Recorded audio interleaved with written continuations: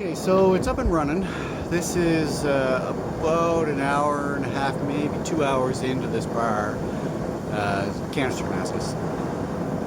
This was the first firing. It looks like it cured okay. I've got a little bit of spalling in the back there, but not much, and I've got a little bit of a bump on the bottom.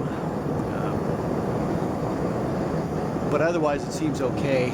I may have to adjust, well, I will have to adjust the burner itself, because you can see that this is barely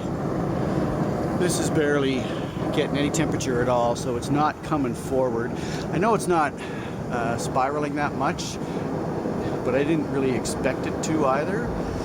My big issue is, I'm not sure if you can see it, but let's move a little bit. I've got some flame coming out of the holder, which means I've got back pressure coming up through there. So I don't have an exhaust hole in the back, so there's a good chance I'm going to have to put that one in, especially because of the sound of it. Right now, I'm running at, I don't know, 13, 14 PSI, just because I'm running canister Damascus here and I want to keep that going. Let's see if we can hear it. And now I'm going to blow into it. So I'm obviously not getting enough air flow through, so it could be part of the nozzle system that I have in here.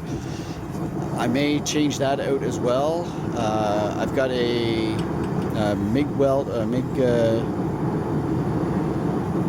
tip in there, so I may actually take that out and change out the holder and use a number 68 or 72 drill instead and make that hole there, because as it is, I believe my MIG tip is approximately right here in the tube itself.